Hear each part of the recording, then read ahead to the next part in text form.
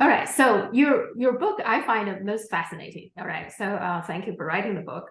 What made you want to write a book? What was the idea behind it?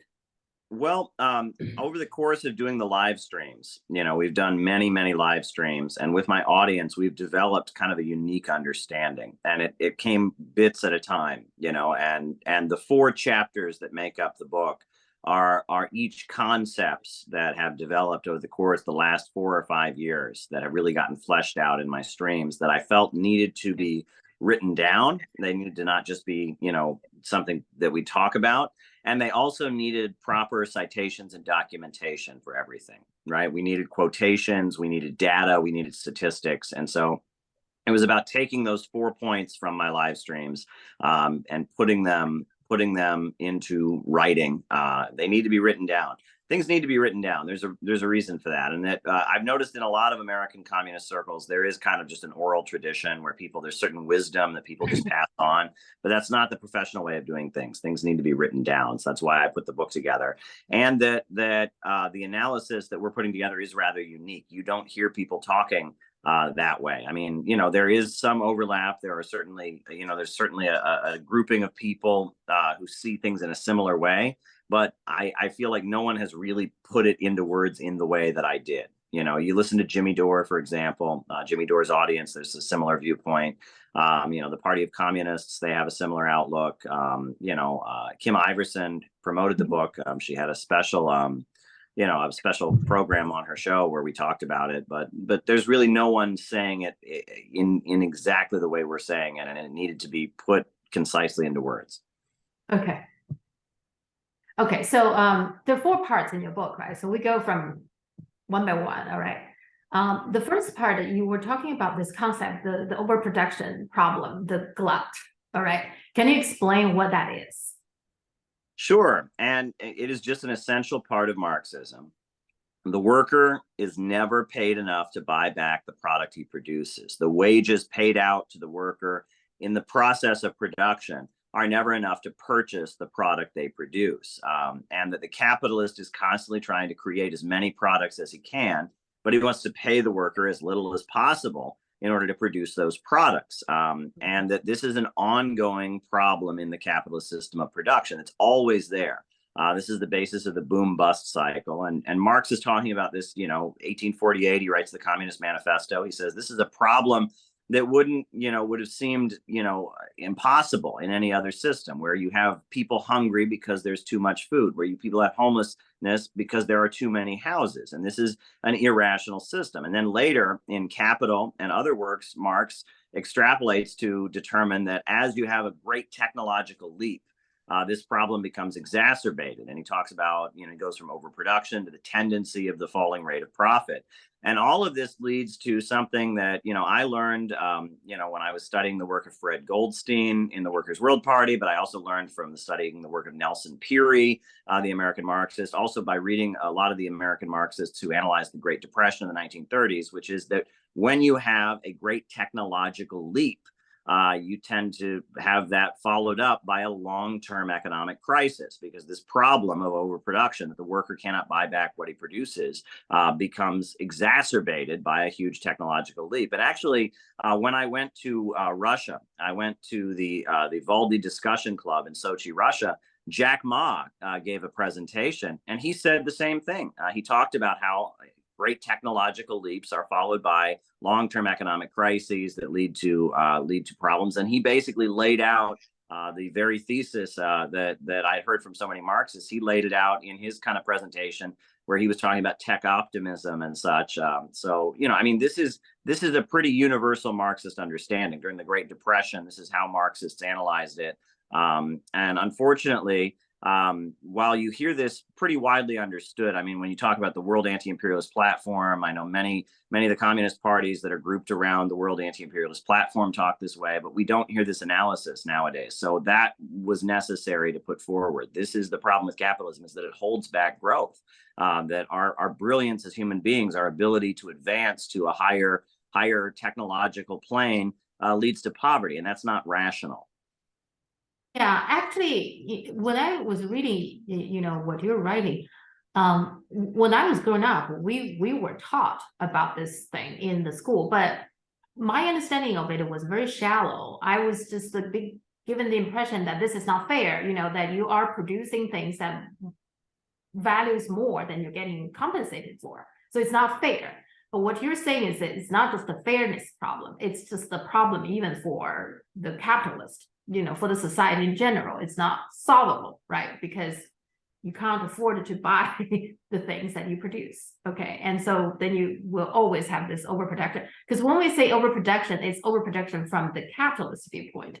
It's not necessarily overproduction from society, right? Right now, there are people starving in the world, but then there's overproduction of food somewhere else, right? It's not, if you look at the whole world, look at the whole situation, it's not necessarily overproduction of food. It's just for the people want to sell, make money. That's the overproduction. They can't sell them, right? So, but, and you make that example, the cheese. Do you want to elaborate a little bit the cheese problem that we have? Sure. Well, I mean, it's just one example I like to use. There's many, many other examples I could have used, but I talk about how there is a cave in Springfield, Missouri, in the mountains, where there is, millions and millions of pounds of cheese. The U.S. government purchases cheese from farmers, and it then buries it in a cave. And how this is just, deeply irrational. Why would you do that? Well, they do it to keep the price of dairy in the United States from dropping. And there are many examples of this. The U.S. Department of Agriculture, I quote in the book about how during the Great Depression, they went out and they slaughtered half the cows in the country, and then they buried them. And before they buried them, they put lime on the corpses of the cows so that no one could dig them up and eat the meat. And this was a way of inflating the price of beef in order to make sure that the farms didn't got out of business because the cost of beef had gone down so significantly. The military industrial complex in the United States, where we spend all kinds of crazy amounts of money on bombs and weapons and tanks. And, that's a way of dealing with this problem. This is an ever-present problem in capitalism.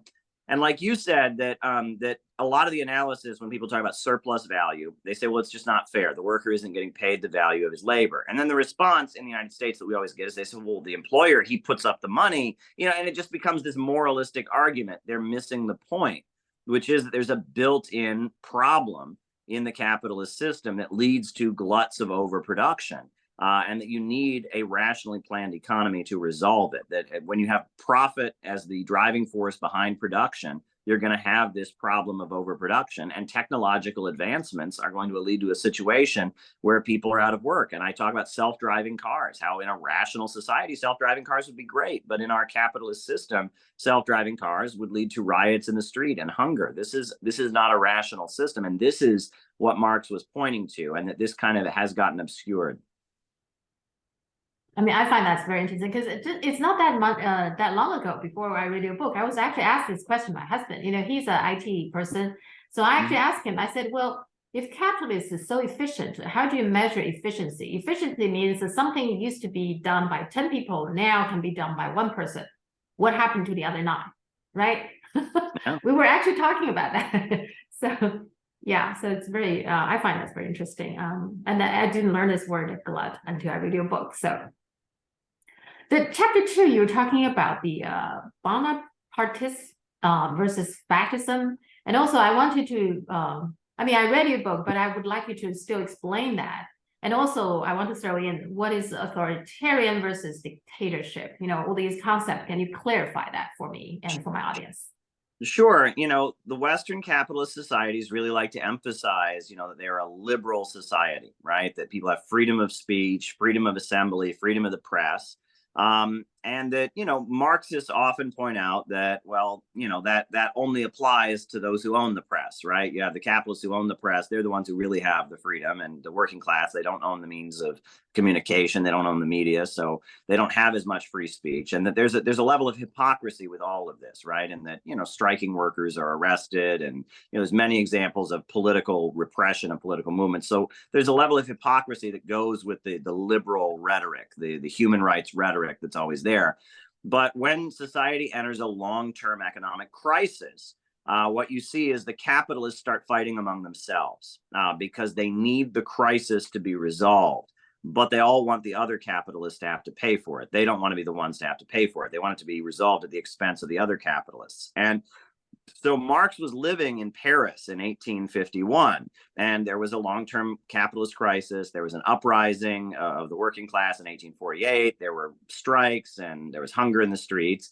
And he saw the French leader, Louis Bonaparte, who was the nephew of Napoleon, take power in a military coup and establish like an authoritarian dictatorship. And Marx saw this, and he knew this was not a socialist revolution, but this was basically French society in the middle of an economic crisis, collapsing from the liberal, open society to an authoritarian one in order to stabilize the system. However, in order to do it, Louis Bonaparte had to recruit a lot of working class people to be kind of his allies, his foot soldiers, against the other capitalists who would resist his authoritarianism. And so this is what happens in an economic crisis. The capitalists fight among each other. They all want the crisis to be resolved, but they all want the other capitalists to pay for it. They need the government, they need the state to resolve the crisis. And so Louis Bonaparte, the way he resolved the crisis is he built lots of railroads, he built hospitals for poor people, he built national workshops to employ people, and he used heavy-handed government involvement, and especially the military, to try and stabilize the French economy. And Marx was watching this happen, and he argued, this isn't socialism. This is simply a liberal society collapsing into kind of an authoritarian state. And in order to do it, you have the leader, utilizing different classes and trying to stand above classes, work in the interest of capitalism overall. And this is called Bonapartism, and it's the natural outgrowth of an economic crisis.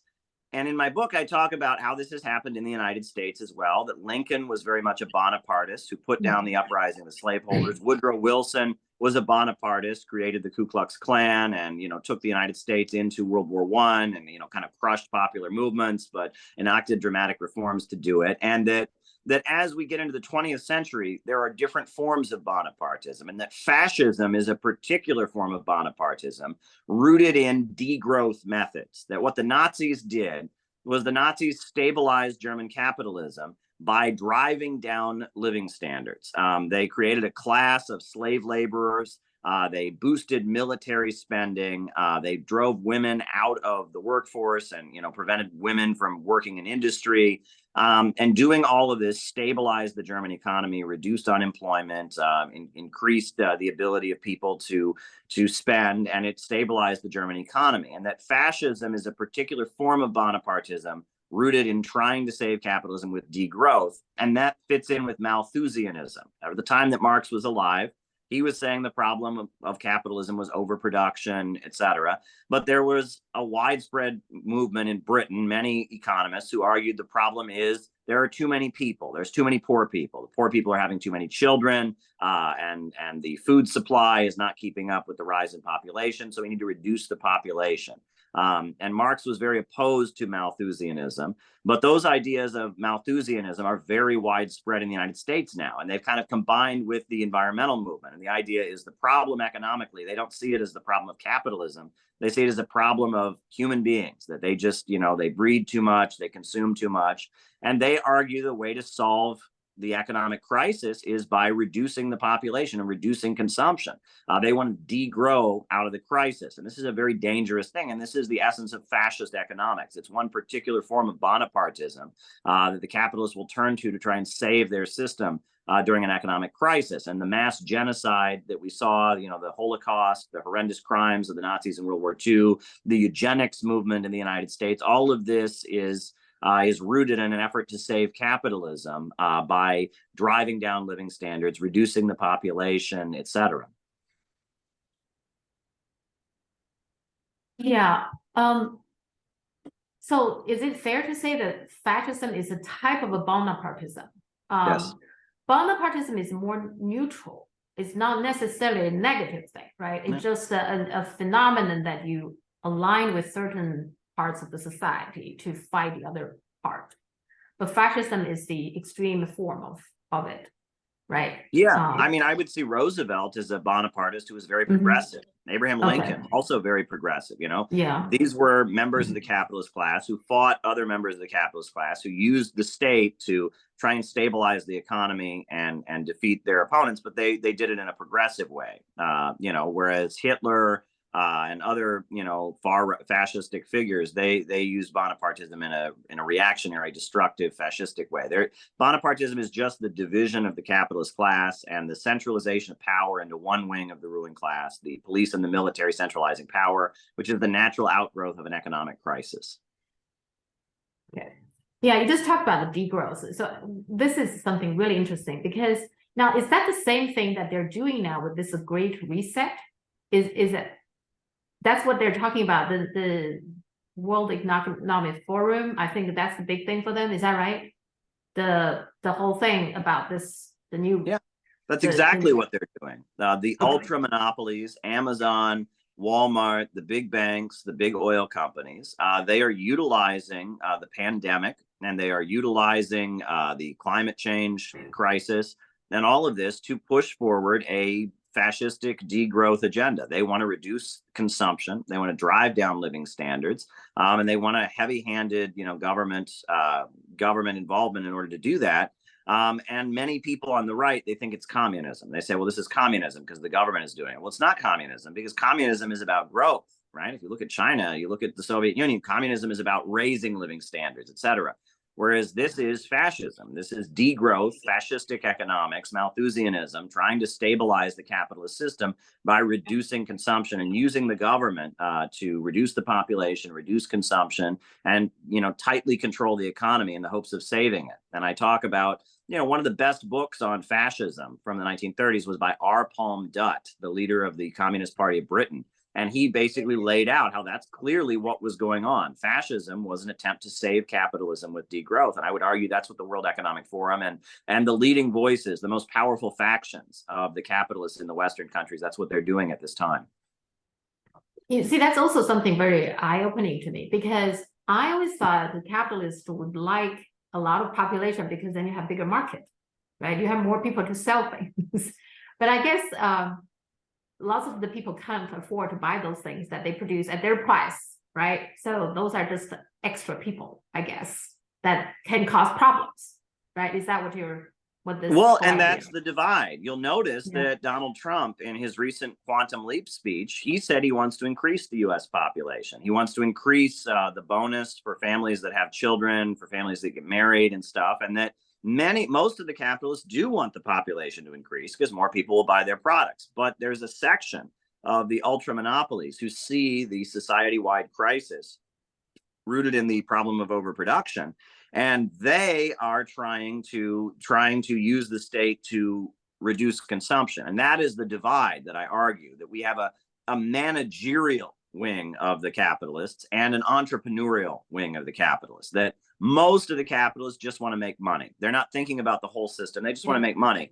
But there is a section in the United States that's been around for a long time. They talk about the Anglo-American establishment. Carroll Quigley was a mentor to Bill Clinton. He wrote a book called The Anglo-American Establishment. And he talked about this wing of the power structure rooted in New England that's very tied in with Britain.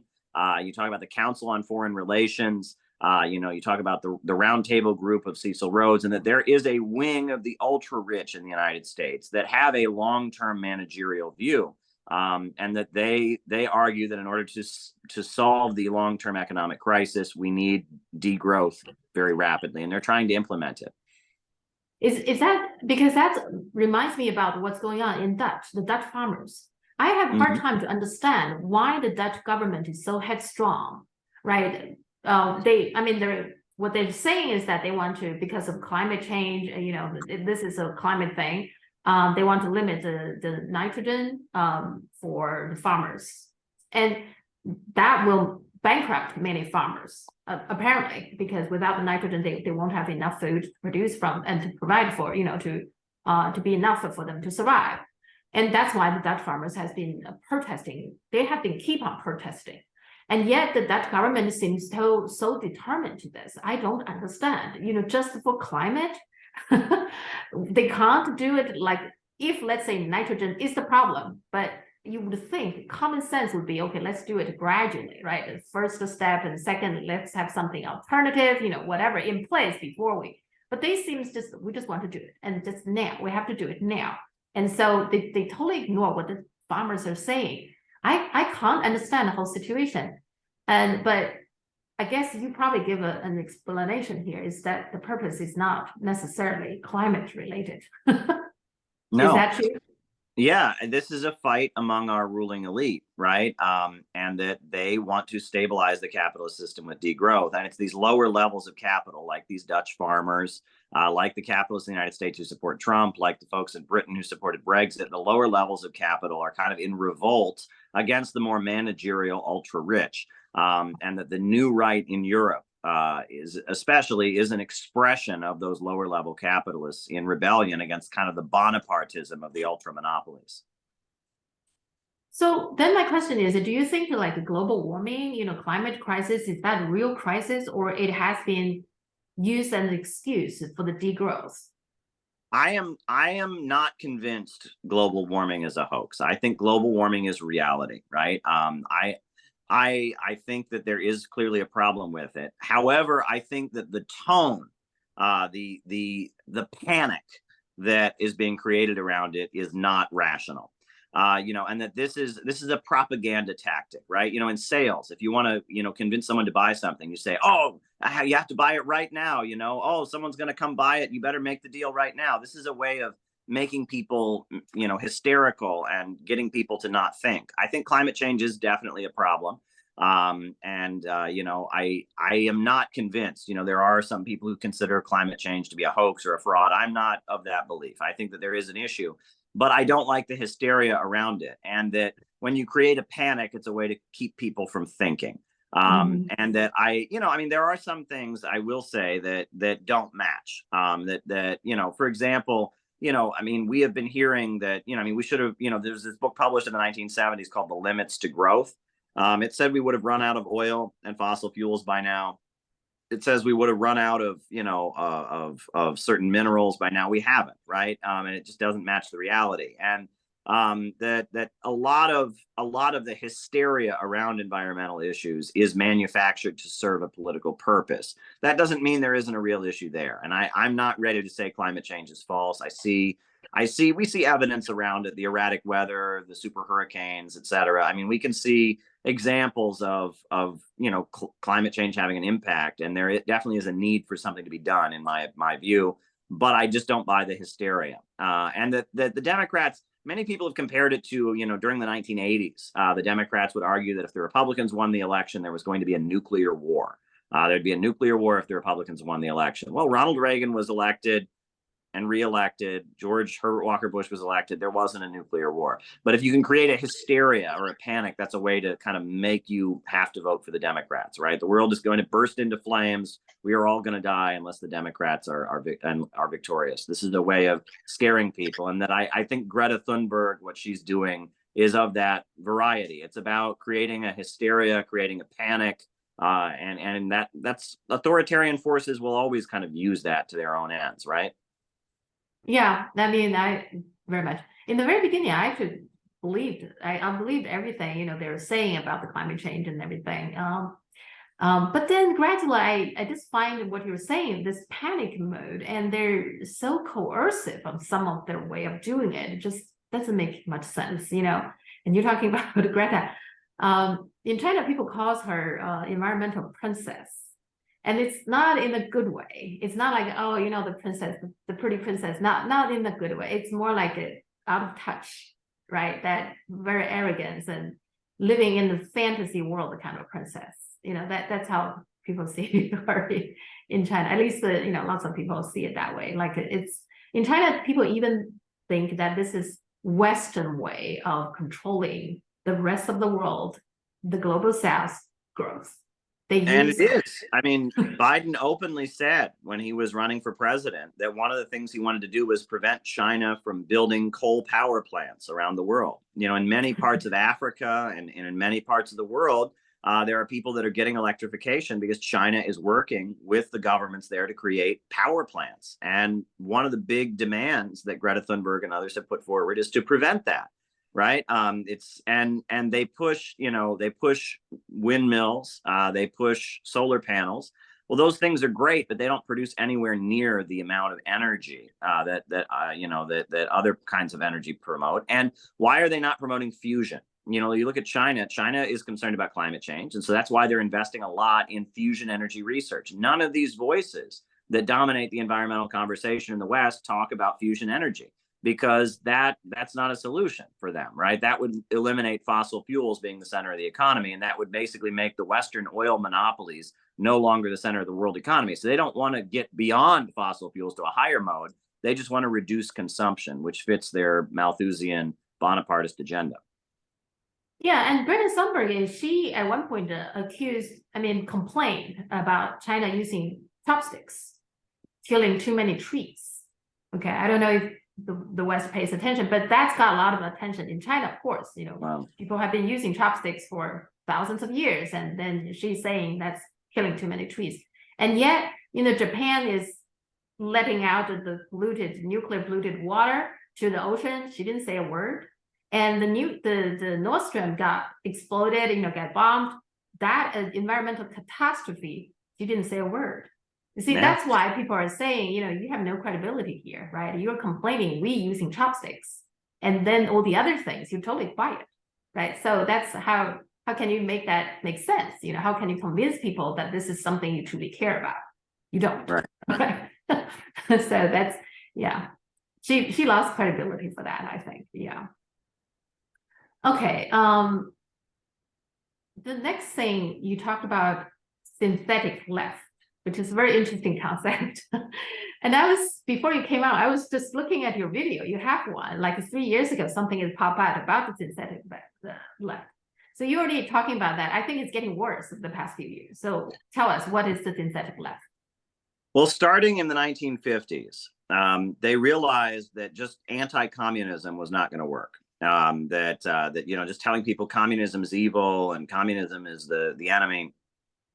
So they started in the 1950s with a CIA program called the Congress for Cultural Freedom, where they started giving CIA money and funding publications and funding writers and intellectuals who called themselves Marxists or leftists or socialists, but were against the Soviet Union, were against China, and put out a message that appeared to be somewhat critical of the West, but was also very anti-communist. And that program was very successful, and it created the new left, what we call the new left in the United States, which was a lot of intellectuals who were critical of the Vietnam War, were in favor of the civil rights movement, but were also very, very anti-communist. And it kind of reinvented left-wing thinking. And, Hannah Arendt, Susan Sontag, Mary McCarthy, Herbert Marcuse, Theodore Adorno, the Frankfurt School. There's a whole wing of Marxism that's very embedded in Western academia that is not Marxism.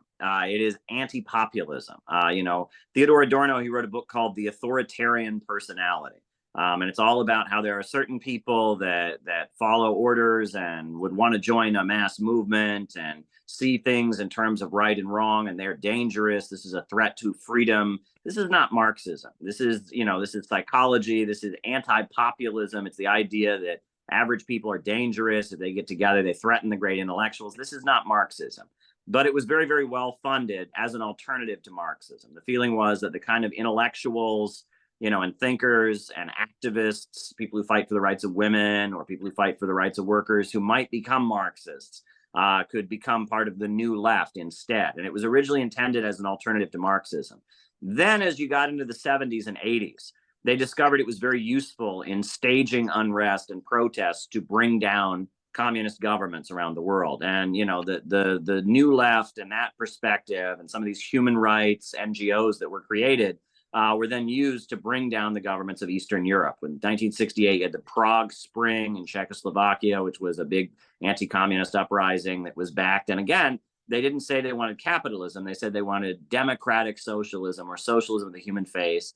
And that, at the time of the fall of the Soviet Union, many of the young people who were protesting and helping bring Yeltsin to power and dismantling the Soviet Union didn't think that they wanted capitalism.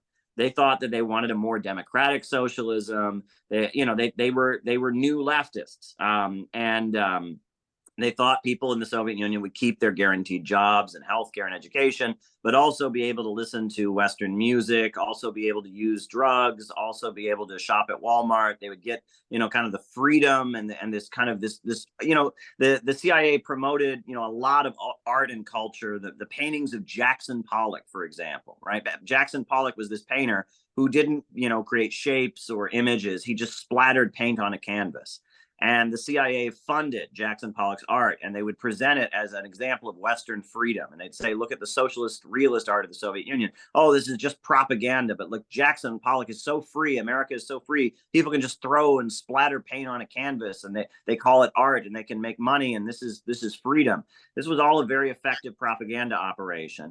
But then what we're seeing now is that what started out as an attempt to manipulate intellectuals and leftists, and then became a vehicle for destabilizing countries with the color revolutions, George Soros, the NGOs, has now become a mechanism for trying to bring about Bonapartism in the United States. They have brought the color revolution apparatus home, and they are using this NGO apparatus that they created, this synthetic left, to try and stabilize capitalism in the United States and use, force kind of a Malthusian degrowth agenda on the population.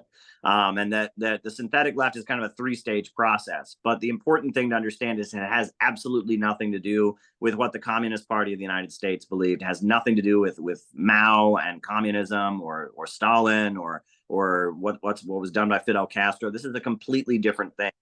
This views average people as the enemy. The people are the problem. It is a completely different creation, and it should not be confused with actual communism and Marxism. Yeah, because this is something, just the other day I was talking to Duran, Alexander Mercurius. We were talking about that. He was talking about the left, the real left mysteriously disappeared. And then when the real left disappeared, the real right disappeared too, right? Because they no longer need to counter the real left. And so it become consolidated. I thought that there was some kind of realignment, but he was saying that at the top, now the bottom, the grassroots, the people still have, left and right, and that kind of the real left is still there, but it is the top that consolidated.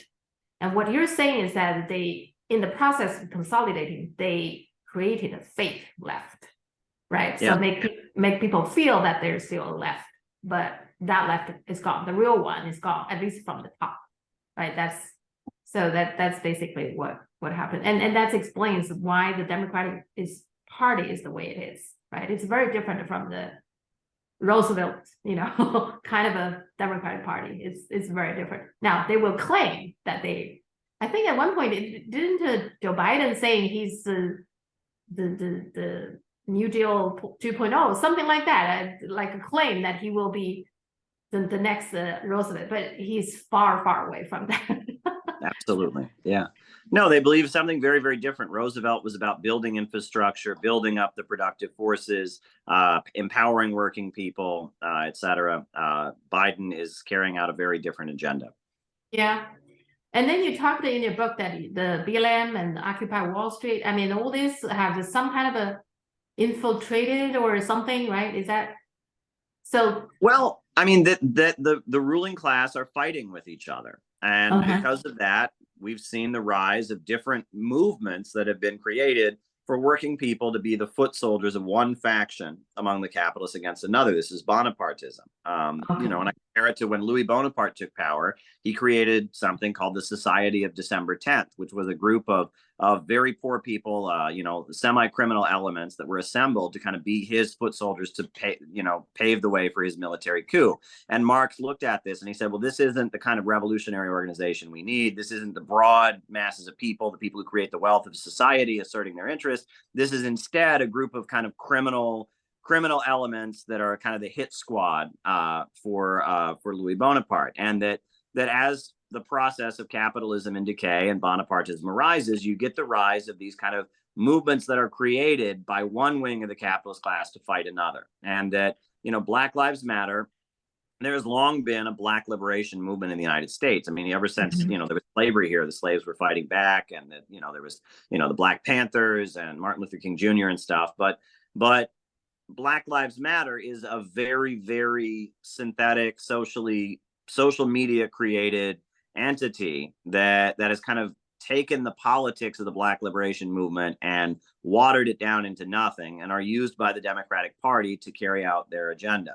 And I was part of Occupy Wall Street. I was arrested in Occupy Wall Street protests. I was a big part of it, but I could see that Occupy Wall Street was very much fomented from above, and that there was a big effort to make sure the movement never put forward any real demands or really challenge the power structure. It was really just kind of, because the Tea Party had been mobilized to support the Republicans, the Democrats wanted their own movement. And so they fomented Occupy Wall Street. And Occupy Wall Street was an attempt to push back against the Tea Party, and it was the elites fighting with each other. That's very interesting. Now, one thing I noticed is also not just the party and those movements, but there's NGOs that are synthetic left. For example, there's a thing called the Free Press Foundation and the Committee to Protect Journalists. None of them say a word about Julian Assange. In fact, this Committee to Protect the Journalists actually openly said that Julian Assange is not a journalist. In other words, not only they are not going to defend the Julian Assange, they're telling other people there's no need to defend him. He's not a real journalist. And then when you dig deeper, the Committee to Protect the Journalists, even though it's supposed to protect journalists, is actually supported by Open Society, which is Soros, right? So that's another type of synthetic left NGOs, I guess, right? And it's so interesting that what they're doing now is that the money, it's almost like laundering the money. If Soros is saying, okay, this is something I support or not support, everybody can see what he's doing. But instead, he created the Open Society. And then people realize Open Society's backer is Soros. So he's not even using Open Society. He's using Open Society to support more NGOs. So there's another layer to hide behind. Is that what they're doing now? Yeah. And that, when you talk about the NGOs, this is the synthetic left. I mean, this is, and they channel kind of young people who get interested in social justice, opposing wars, fighting for labor rights, fighting for the rights of women, et cetera. They channel them to get jobs in this NGO apparatus that they have created. And that's the purpose it serves. And it is very much a synthetic left. They become kind of utilized by the wealthiest capitalists to try and stabilize U.S. society, to push regime change around the world, to work against China, to work against Russia, et cetera. And that's part of the reason China, for a while, from time to time, they will crack down on the NGOs from the West for that reason. Yeah. I mean, at the time, I didn't quite understand. I was like, NGO, they're unharmful. They're here to help the poor. That when you say NGO, you got that impression, that they are the people they're out there to feed the poor, the hungry, that kind of NGO. But it's not. They are hiding behind it. They're just everywhere. Yeah. So when you say the synthetic left, I thought that was a very good description of this whole phenomenon, right? What is going on with yeah. So chapter 4, you're basically analyzing I think, correct me if I misunderstood you, that the whole thing, what's going on in the US is almost like coming to a point now. It's come to a mature state that a revolution is coming, right? Something like that. But part of the problem, I think, reading your previous chapter, is that to me, it's like, I always wondered why. Apparently, there are lots of people who are angry. I can see that even around me, there are people, plenty of unhappy people, but there hasn't been a real movement, right? A real left or communist or socialist kind of a movement. Is that because reading your book, I think the answer is that US lack a discontent from the top. There hasn't been a clear discontent from the top. They're fighting each other, but they haven't been discontent with the whole upper class. Is that what it is? Well, I talked about how that basically we have a situation where, we have been pushing, and I spent a lot of time in chapter 4 talking about philosophical irrationalism, which is this belief that there is no real right and wrong. There is no real objective truth. That it's just kind of the law of the jungle, the strongest survive. And that this is what the elite in the United States have believed among themselves for a long time, right? That if you believe in morality, if you believe in right and wrong, if you want to do good for people in the world and help people and all that, you're a naive person. You're just kind of a naive person, and that instead it's just kind of a battle for survival among the strongest, and that is what the elite have believed for a long time. But that belief system that you call philosophical irrationalism, about Nietzsche or Ayn Rand or Leo Strauss, that belief system has really kind of spread all throughout U.S. society. And because of that, the elite themselves can't get on the same page. They need to find a way to stabilize U.S. society amid an economic crisis. But that would require them to, at least to some degree or other, realize they have the same interest. And they're not doing that, right? The elite are not capable of getting on the same page. And they have kind of trained the population to also think in a similar way. And what we're seeing is a fracturing or a breaking down of U.S. society. And it seems like we're dividing into different factions and different camps. And that is laying the basis for some kind of society-wide collapse. And I talk about, the fall of the Roman Empire didn't lead to something better than the Roman Empire. It led to depopulation. It led to chaos. The life expectancy in Europe went down. The average height of a person in Europe went down. The Roman Empire was bad, but it didn't lead to something better when it fell. And that's kind of what we're heading for in the United States. Society is just kind of coming apart, and it's very similar to the fall of the Roman Empire. Yeah. Yeah, and I also wanted you to talk a little bit about this endless war, right? The endless war, I always feel like, okay, if you go to a war and then you got defeated or semi-defeated, like unfinished, like the Korean War is kind of like unfinished war, right? So you should rethink the next time you go to another country, you have another war. But they seems don't rethink, they just keep on going. Now, is it because this degrowth, because they still serve some purpose? They might not win outright, but they still serve some purpose, and they still help with the overproduction problem, because war does consume a lot of goods and the people, right? So it serves the other purpose, the degrowth, and then it's partially solve the overproduction, the glut problem. Is that why the United States is in this constant war, endless war? Yeah, the military has become such an essential part of the U.S. economy. And also that countries rising up from poverty, like China, like Russia, like many African countries, like Cuba, like Iran, like Venezuela, all of this is a threat to the monopolies of Western corporations. When Russia was poor in the 90s, the United States got along with it. But now that Russia is selling its own oil and gas as a competitor on the international markets, now the United States sees Russia as an enemy and needs to destroy Russia in order to maintain its hegemony. And that largely, as their system is experiencing greater problems because of the crisis of overproduction and the computer revolution, they see war and beating down and destabilizing and destroying countries as a way of stabilizing their system. And it's what they're compelled to do as their system fails. I was thinking about this question, then I forgot to ask you. When you see Jack Ma talking about this overproduction problem, did he provide any solution? Well, sure. I mean, he was saying that, we have to recognize that technology is the future and it's coming, and that the enemy needs to be poverty. The enemy needs to be unemployment, that we need to change the way we teach young people. He talked about, we used to train people to think like machines, but now we have machines that think like people. It was a very great presentation that he gave in Sochi, Russia.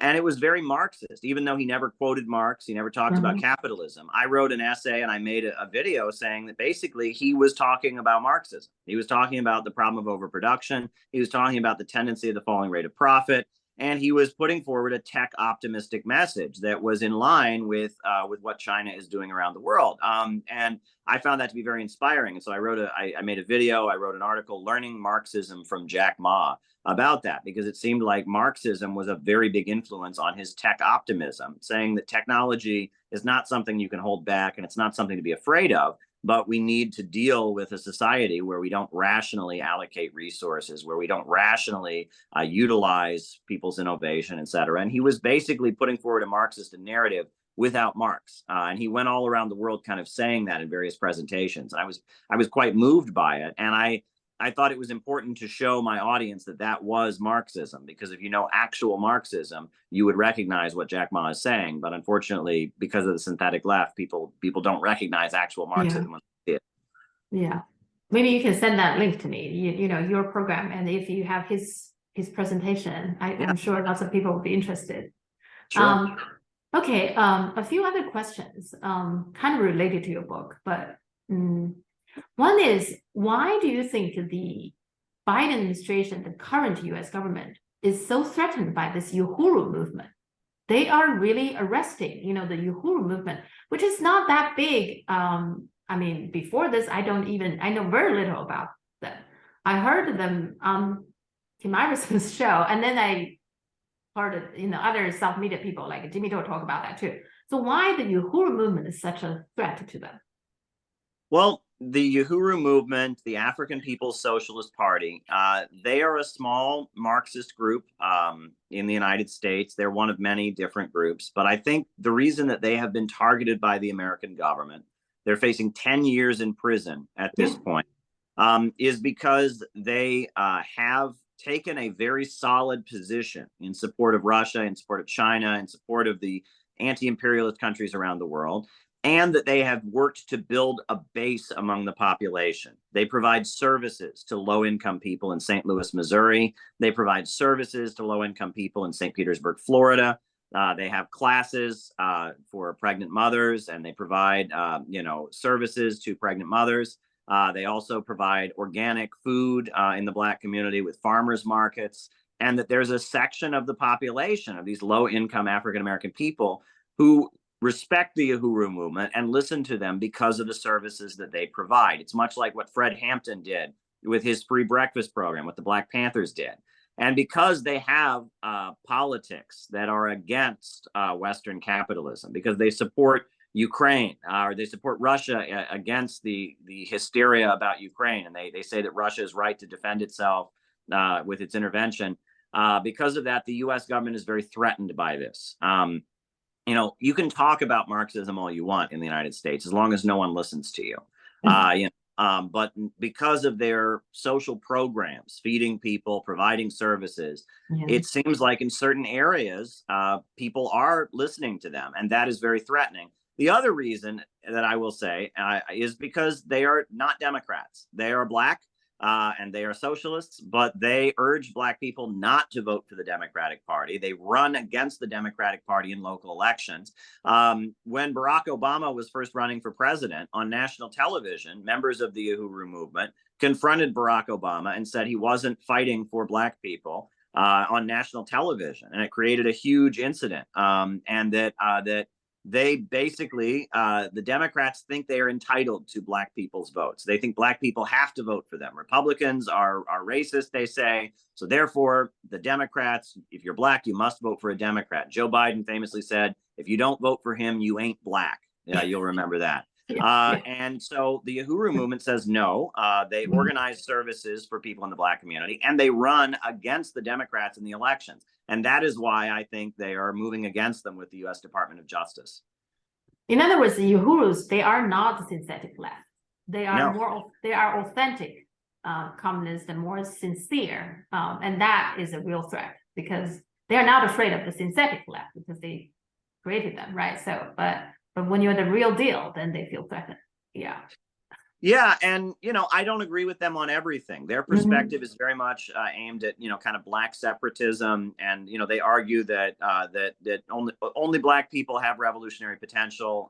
They have different views than mine. That doesn't matter. We all need to be supporting them right now. And what scares me is that Tucker Carlson defended them, and Glenn Beck has defended them, and many conservatives have defended them, and Jimmy Dore has defended them, and others. But I noticed that many of the leftist voices have ignored the case. And it's very frightening. 10 or 20 years ago, if you said to people that call themselves leftists, hey, the American government has just arrested a group of black revolutionaries and accused them of being agents of Russia, there would have been widespread support for them and widespread outrage. Now that's not the case, because they have brainwashed so much of the left to think that Russia is the enemy, to support the FBI, to think that if you criticize the FBI or you express sympathy with Russia, you must be a conservative, you must be a Trump supporter. It's very frightening. And when we talk about synthetic left, leftism has just kind of deteriorated to defense of the establishment, so much so that those who hold on to real leftism are being targeted by the American government, and we see silence. And that is confirmation that it kind of gets back to what I talk about when I say out of the movement to the masses. That those of us who really oppose war and oppose capitalism in the United States, we need to stop thinking of ourselves as leftists, and we need to start doing what the Uhuru movement has done, organizing working class people, going into working class communities, providing services, and building alliances with forces in the power structure that want economic growth and are opposed to the degrowth Malthusian agenda. So what do you think about the RFK Jr.? Well, I think it's a really great thing that he's running for president, and I like a lot of what he is saying. Unfortunately, I don't think he's going to be treated as a real candidate. They have already announced there won't be any debates. Also, I am a little bit disappointed. I understand he has a book coming out pushing the theory that somehow the Chinese government and the Chinese military and the U.S. government were conspiring together to create COVID or something like that. And I don't appreciate that. I've seen that he's actually starting to take a very anti-China turn in a lot of his rhetoric, and I don't appreciate that either. But that said, I mean, he's critical of the power structure in the United States. He's critical of how the lockdowns have harmed the economy of the United States and hurt a lot of small businesses and a lot of working people. So him running and challenging Joe Biden is a good thing. And I honestly think we're not going to have much of an election in 2024. If the election were held today, Donald Trump would win by a lot. But I think Donald Trump will not be allowed to run. And the Democrats are also making clear, even though the majority of Democrats don't want Joe Biden to run for re-election, they're not going to have any debates, and it's going to be basically Biden will get the nomination by default. And it looks like we're not really going to have an election in the United States. Joe Biden is just going to kind of be reelected by default. He'll win by default. And that's going to really hurt the morale of the country. People in the United States are going to say, look, it's rigged. This is not a democracy.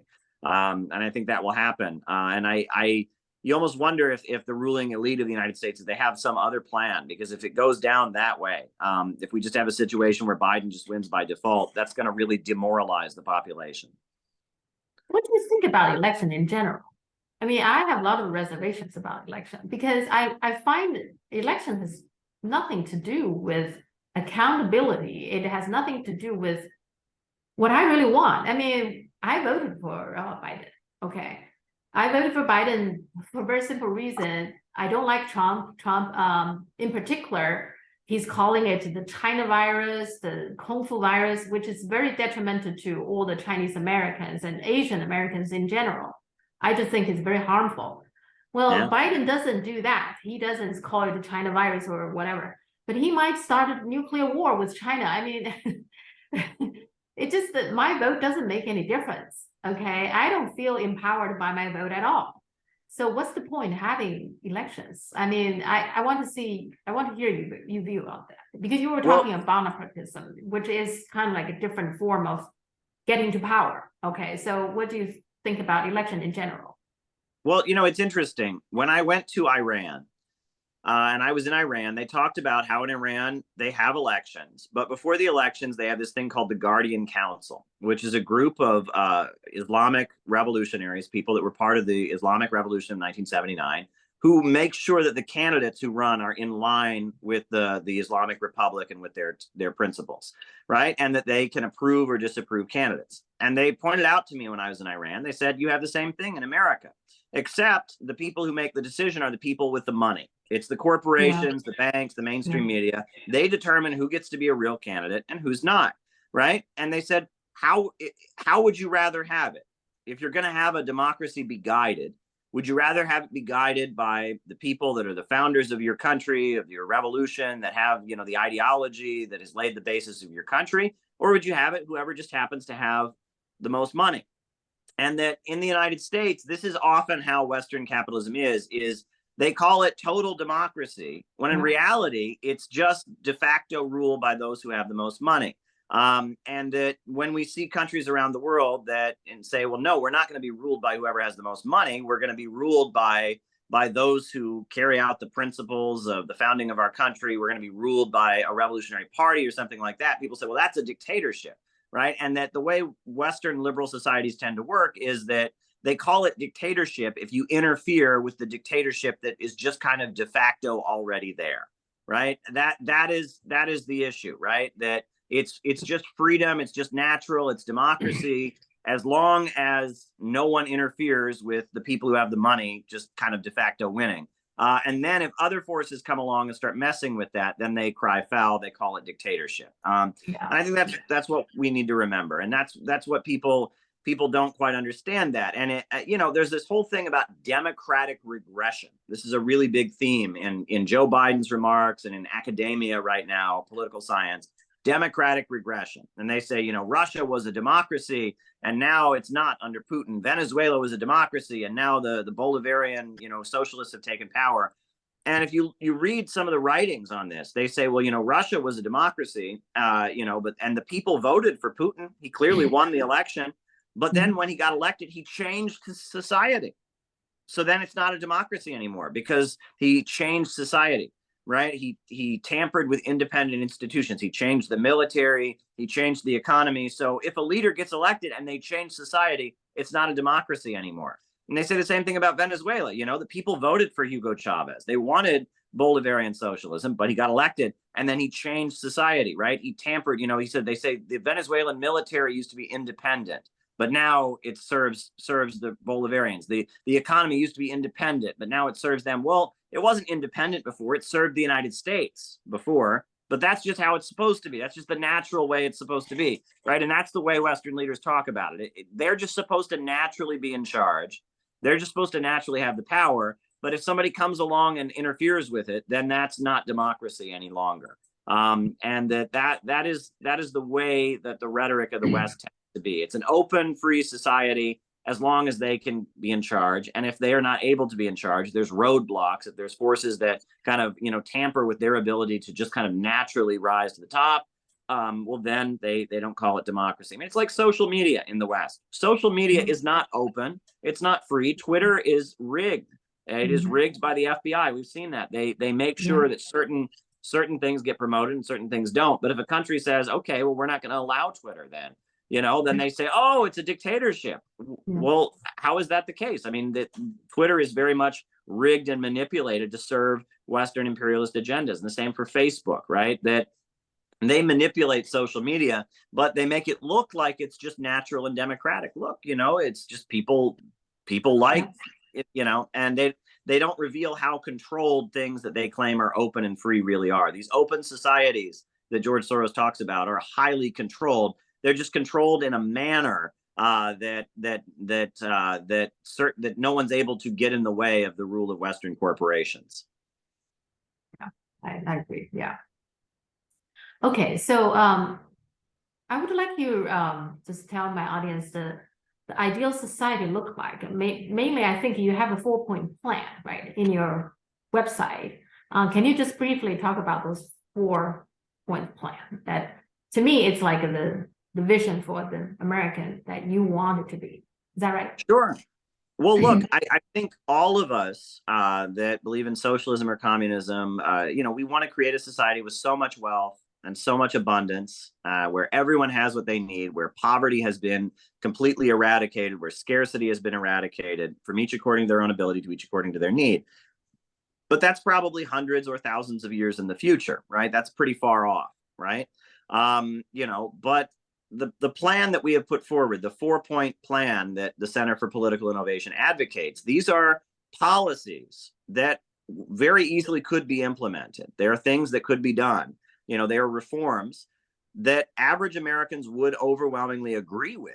However, they challenge the property question, and they challenge the rule of the rich.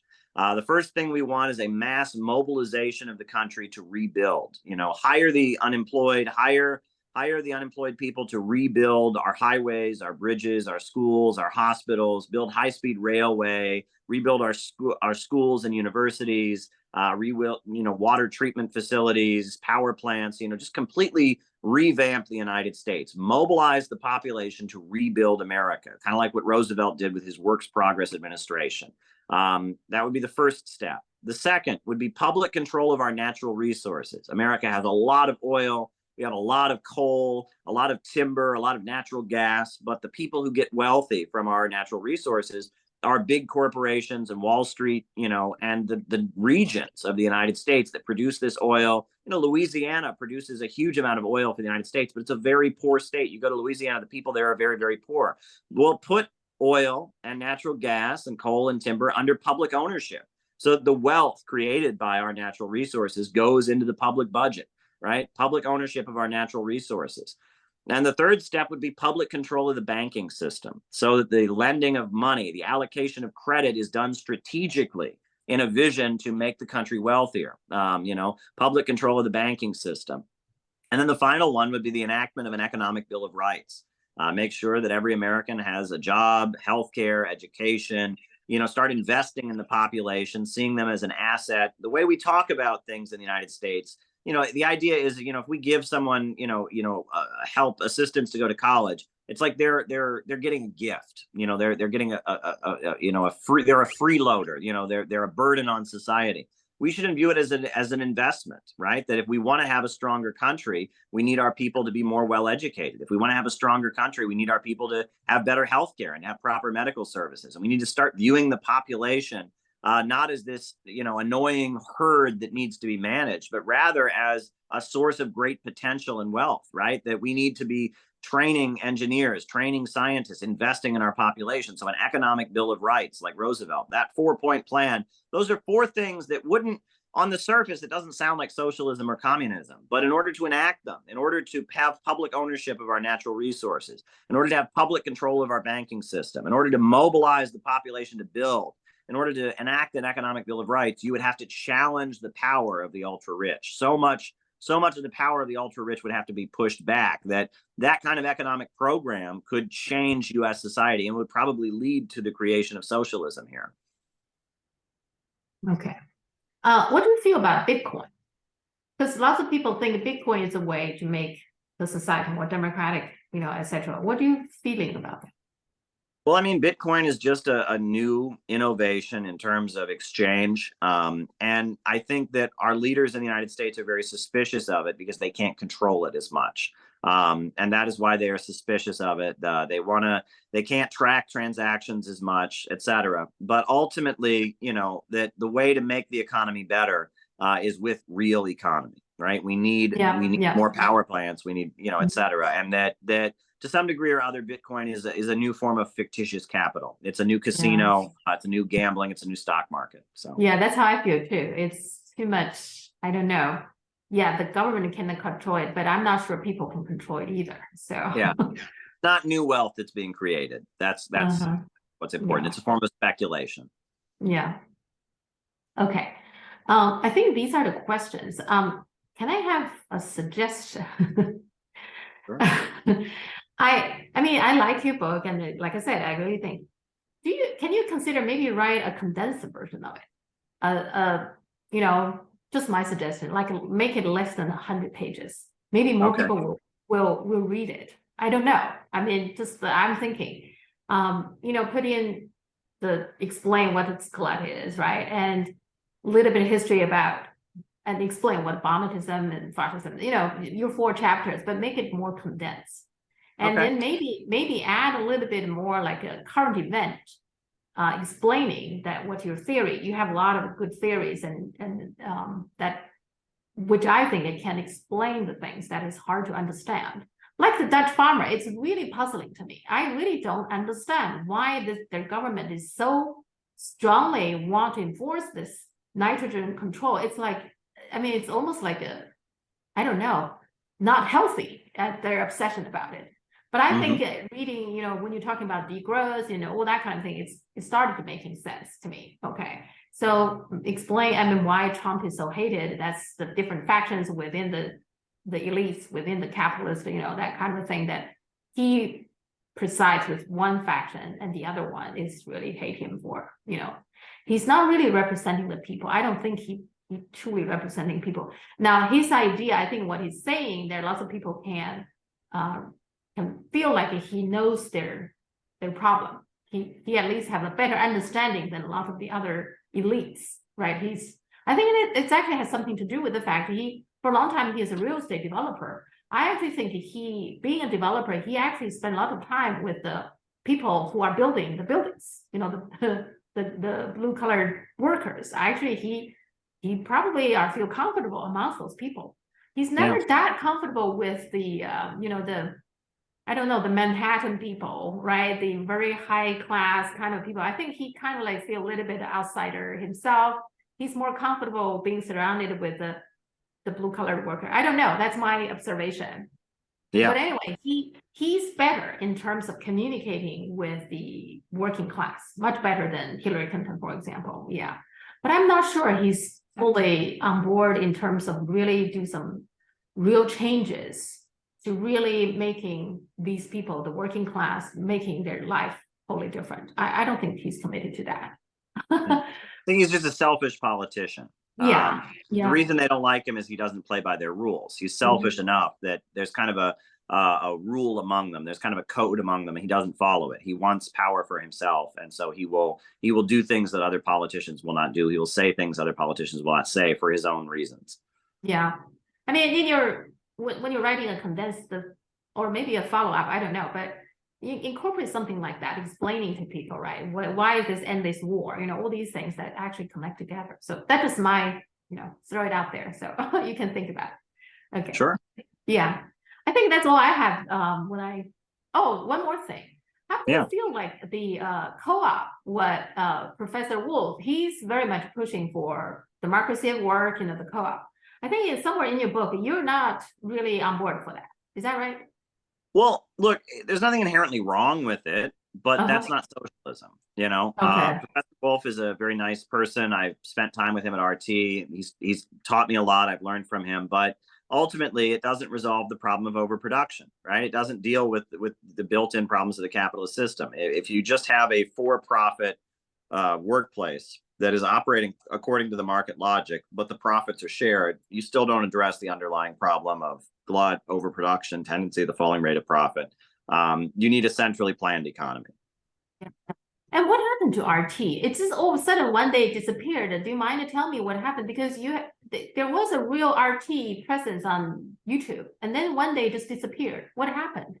Well, RT was banned from YouTube. They decided to disband it. They made a decision that RT, because of the war in Ukraine, they were not going to allow RT on YouTube. So RT was shut down on YouTube. Yeah, it still exists. Yeah, I'm on RT. You can watch it in most of the English-speaking world outside of the West. You can watch RT. It's on TV and in Africa and Asia, Latin America. It's not on YouTube. Is that what you're saying? Yeah, YouTube shut down RT in response to the conflict in Ukraine. So yeah. So I can watch it on RT's website? Is that? Yeah, go to rt.com, hit live. You can watch it. You can watch it on Rumble. A lot of people watch it on Rumble. And I post my RT reports on my own YouTube channel, so you can watch them there. But they have banned the RT YouTube channel. So there you go. All right. Before we finish, I always ask it, do you want to ask me anything? Sure. Well, I looked at your channel and I noticed that there were certain things you were teaching your audience that maybe you got out of my book. Like you talked about Appalachia, you talked about Bonapartism and stuff. Do you want to share anything that stood out to you from the book? What do you mean, that I want to use your program? Well, no, like I'd be curious, I noticed that, I don't speak Chinese, but I was looking over some of your videos and I noticed Chinese channel. Yeah, you were kind of drawing from my book to share things with your audience. So I wanted to maybe you could talk about that. Because after this episode, I'm planning to do a show just to speak in Chinese, telling people what your book is about. And then I will, pick something. in there. Okay. And then I will tell people, okay, for details, you can watch the interview itself. Then I'll put out the interview. And that's my plan. But like I said, the interview might be, I'm not to put the whole thing in there. You see, it's because we are very in a lot of details. It's for my own understanding to do the program. But I do want to make a separate program, just me talking about your book, you know, letting people know what you're writing about, and then the details they can do that. That's my plan. Yeah. So because I do want people to watch it, but lots of the details, the nuts and bolts, and maybe some people think it's too much, you know, just they want to have a general idea. And I hope that there will be somebody willing to translate your book. You know, it's something worth spreading to. But I don't know, because I'm not in the publishing industry, so I don't know how the channels work, and they have their own channels, you know. So I'm this random person sending them email. They might not pay attention. We don't know. We'll see. Okay. I'm trying. Sure. No, but I noticed on your channel you were sharing with your audience different things. Like you told them what Appalachia was, right? Yes. You know, Yes. you know, I thought that was very interesting. So maybe you could share kind of like, you know, what you highlighted to your audience. I'm curious. Yeah. There's one episode that was talking about Appalachia. I guess that's what you're talking about, the Appalachia Trail. You know, there was some kind of thing. And then mentioned in that episode that the Appalachia itself is among the poorest area, something like that. Well, in my channel, I'm trying to tell people that they normally don't read in the mainstream. So things that I observed, right, that I find interesting, that they need to know, you know, about the United States, more in depth, more like not just what's going on with the White House, with Biden, with Trump. There's a lot of interest in Trump in China, but you know, people like Appalachia, I think lots of people never heard about it, right? And then I just recently posted one about think tank. I think not many people understand what think tank really is, because people think think tank is, oh, you just have a bunch of people doing some research, you know, study a subject. Think tanks are very much supported by people like Soros, right? They all have their own, I call them gold daddy, you know, the people who provide money. Yeah. It's not sugar daddy, it's gold daddy. But you know, think tank is very much, they have their own agenda, right? So that's one episode I was talking to. And it's, again, I just received this morning, my business partner, he's saying that's an episode also well received, because people don't quite understand this concept of think tank, even though think tank as a concept existed a long time ago in China. 2000 years ago, there were some rich people, they would not really hiring, they actually would have people coming to living in the court. And these people are just, their full job is to writing articles and going through, let's say if I'm the rich people, I want to have people to go through what I'm thinking and then make them article or books and spread them. That's very much like a think tank. You know, that was like 2,500 years ago. Now that's already exists in China. But lots of people don't make the connection. You know, they think think tank is independent, they are doing the study and etc. But they're not. You know, most of the think tanks, they all have their agendas. Right. Things like that. You know, in that nature, I was you know, talking about that. Yeah. Appalachia, yeah, it's a very interesting area, because not many people in China even know Appalachia, you know, etc. Yeah, sure. So I will definitely talk about your book. Yes. Okay, and I was also curious, you know, I talked about the new communist movement of the 1970s, which I've spent a lot of time thinking about, and how there were attempts to form a new communist party that was aligned with China. And I noticed that was posted. What was the reaction to that section? What did people think about that? The new communism in the 1970s?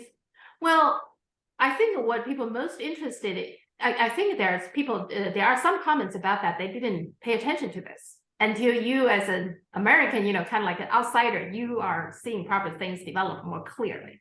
So there are lots of people who are living in China don't even pay attention. They appreciate that, you know, you discovered that. There are also a lot of people don't even know that the United States still have communism. They thought it's all gone, I don't know, wiped out during the McCarthy era or whatever. Yeah. You know, there's a song I recently discovered that was like, it was written by two Americans who went to China during the 1970s. And it's you know, it's you know, it's called, you know, New China or whatever. And I listened to it, And you know, they're speaking of China in just like glowing terms. They clearly went there during the Cultural Revolution, and it's a little bit naive. You know, some of the things they say are a little bit naive, but at the same time, you can tell that, you know, I mean, the Mao, you know, Mao really built a huge international following. There were many people all over the world who really looked up to Mao and such. And so, you know, so some of the things they say in the song, I don't think are exactly right. Like they say things like, you know, they went to a steel mill in China and there were no bosses in the steel mill. The workers themselves. I don't think that's true, but you know, but that was kind of the rhetoric of the Cultural Revolution, I guess. So, you know. I mean, Communist Party in China, they have their own evolvement, right? So it's a never-ending evolving process, you know. And Mao himself is, I would say, a controversial figure because of Cultural Revolution. Now, I have better and better understanding of why he launched the Cultural Revolution, but what I think happened was after he launched it, he lost control. Okay, so all the brutal things happened afterwards. It's certainly not his intention, but he felt that like there's, I mean, let's face it, when China was first established, China was facing enormous challenges, right? The party itself, within the party itself, there are different factions in terms of how much they want the old system to stay, right? The old China system stay, and how much they want the Western influence, you know, how much they want the Russian, you know, the Soviet influence, et cetera, et cetera. Within the party, there's just a lot of disagreement. And of course, outside the US and the Taiwan, you know, the coming down, everybody trying to figure out a way to take back China. They call it to take back China. Okay. And even there was some challenges with the Soviet. You probably know that, you know, it has been a turbulent relationship with the Soviet. There's enormous challenges that Mao was facing. So for him, he cannot afford to have within his own party, within China, there's still thoughts that's very contradictory with what he believes, what communist should be. And for that reason, I think that's the reason he launched the Cultural Revolution. But he lost control. I think once he started, he's saying giving the students, giving people the freedom to express themselves, and then to see who is not on board with this whole idea about the communists or whatever. And then people started taking things on their own hands. And that's when things go wrong. Okay. So that's my feeling about Cultural Revolution. To be fair, I actually have family members died during Cultural Revolution. So it is a brutal process. Wow. I can't really defend the Cultural Revolution, but I have better understanding of why he did what he did.